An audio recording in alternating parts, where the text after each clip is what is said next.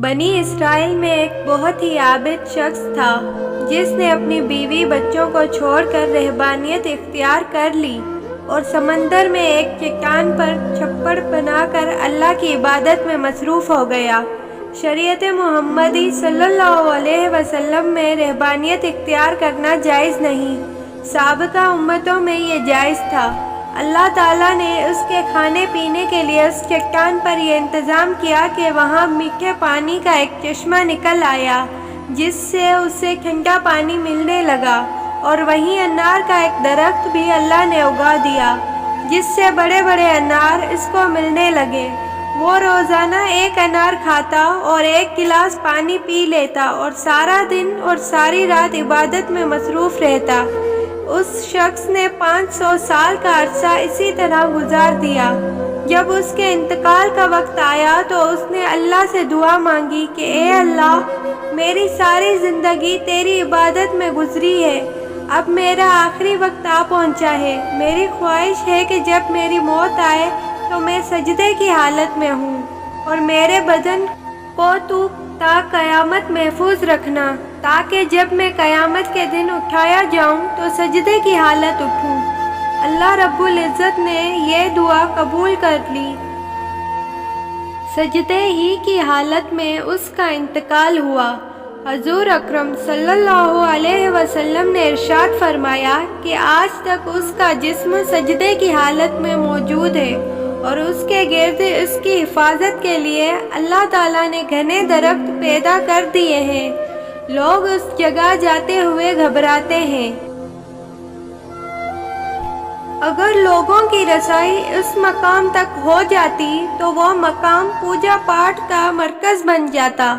اللہ تعالیٰ نے وہاں بڑے بڑے اور گھنے درخت اگا کر لوگوں کے دلوں میں اس جگہ کی ہیبت پیدا کر دی تاکہ لوگ شرک میں مبتلا نہ ہو جائیں۔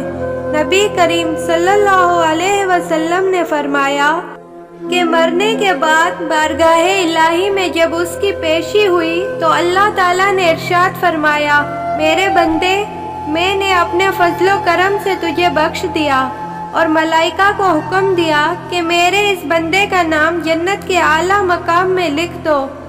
اس عابد کے دل میں خیال پیدا ہوا کہ میں نے 500 سال تک عبادت کی، بیوی بچوں کو چھوڑ دیا اور ساری دنیا سے بے نیاز ہو کر سمندر کی چٹان پر بیٹھ گیا، عبادت میں مصروف رہا، اور آج اللہ تعالیٰ فرماتے ہیں کہ میں نے تجھے اپنے فضل سے بخش دیا، تو میری وہ عبادت کہاں گئی؟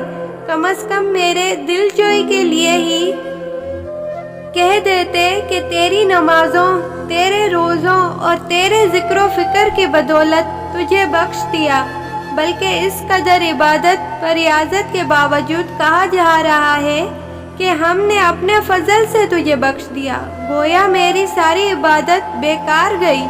اللہ رب العزت جو دلوں میں پیدا ہونے والے خیالات کو بھی جانتا ہے، اس نے فرشتوں کو حکم دیا کہ بجائے جنت کی طرف لے جانے کے اسے جہنم کی طرف لے جاؤ، لیکن اسے جہنم میں داخل مت کرو، بلکہ جہنم سے 500 میل کے فاصلے پر رکھو، جہاں پر اس کو جہنم کی آگ کی تپش شدت محسوس ہو۔ فرشتوں نے حکم کی تعمیل کرتے ہوئے اسے وہاں پہنچا دیا۔ ایک دم جو اسے جہنم کی تپش محسوس ہوئی تو بلبلا اٹھا اور پیاس پیاس پکارنا شروع کر دیا۔ جہنم سے اتنی دوری کے باوجود اسے ایسی پیاس لگی کہ پورا جسم خشک کانٹا بن گیا۔ اسی اثنا میں ایک ہاتھ نمودار ہوا جس میں ٹھنڈے پانی کا ایک کٹورا تھا۔ یہ عابد دوڑا کہ اے اللہ کے بندے، مجھے پانی پلانا، پیاس کی شدت نے مجھے بے حال کر دیا ہے۔ وہ ہاتھ پیچھے ہٹ گیا اور آواز آئی کہ یہ پانی تو تجھے مل جائے گا، مگر اس کی قیمت ہے۔ عابد نے کہا، کیا قیمت ہے؟ جواب ملا، 500 سال کی عبادت۔ عابد نے کہا کہ پھر مجھے پانی پلا دو، میرے پاس 500 سال کی عبادت ہے اور بڑی خالص عبادت ہے، اس میں کسی قسم کا نفاق شامل نہیں، اور اپنی عبادت دے کر ایک کٹورا پانی حاصل کر لیا۔ جب پانی کے بعد کچھ جان میں جان آئی تو اللہ رب العزت نے فرشتوں سے کہا اس کو واپس لاؤ۔ فرشتوں نے اسے پھر اللہ کی دربار میں پیش کر دیا۔ اللہ رب العزت نے فرمایا اے میرے بندے، اب 500 سال کی عبادت تو نے پانی کے ایک کٹورے کے بدلے میں دے دی، لیکن دنیا میں 500 سال تک جو چشمے کا ٹھنڈا پانی پیتا رہا اس کا حساب دے۔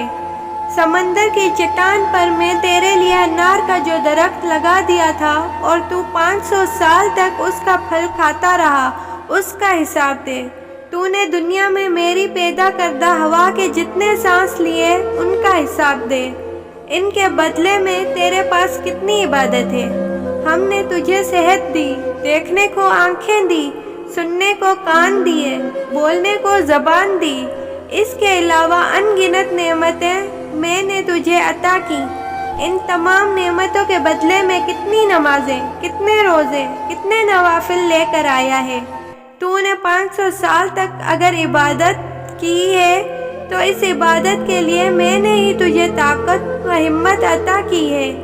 اس طاقت کے بدلے میں کتنی عبادت تیرے پاس ہے۔ تجھے عبادت کرنے کی طاقت ہم نے دی، ارادہ ہم نے دیا، توفیق ہم نے دی، دانا پانی ہم نے دیا، پھر بھی تجھے یہ دعویٰ ہے کہ میں نے بہت کچھ کیا اور آج اس کا بدلہ چاہتا ہے۔ ارے نے جو کچھ کیا وہ تو سب ہماری مہربانی سے کیا۔ بتا نے اپنی طرف سے کیا کیا؟ اگر کچھ ہے تو پیش کر۔ یہ سن کر عابد لرز گیا اور بارگاہ الہی میں عرض کیا، یا اللہ، بے شک نجات آپ کے فضل سے ہوتی ہے، کسی کے عمل سے نہیں ہوتی۔ عمل کی تو یہ قدر و قیمت ہے، 500 سال کی عبادت کرے اور بس ایک کٹورا پانی پی لے۔ اس واقعے میں یہ نصیحت پوشیدہ ہے کہ انسان کو اپنی عبادت و ریاضت پر مغرور نہیں ہونا چاہیے۔ اگر انسان کسی قدر عبادت کر لیتا ہے تو اسے اپنا کمال نہ سمجھے، بلکہ اللہ تعالیٰ کا فضل و کرم سمجھے کہ اس نے اسے اپنے دربار میں آنے کی توفیق عطا کی ہے۔ آپ نے دیکھا کہ 500 سال کی عبادت دھری کی دھری رہ گئی اور نجات کا ذریعہ اللہ کا فضل قرار پایا۔ اللہ کے فضل کی علامت انسان کا نیک عمل ہے۔ نیک اعمال اس حقیقت کو ظاہر کرتے ہیں کہ اس شخص پر اللہ کا کتنا فضل ہے، ورنہ اسے ہماری عبادت کی ضرورت نہیں۔ عبادت ہم اپنی بہتری کے لیے کرتے ہیں، بے شک اللہ بے نیاز ہے۔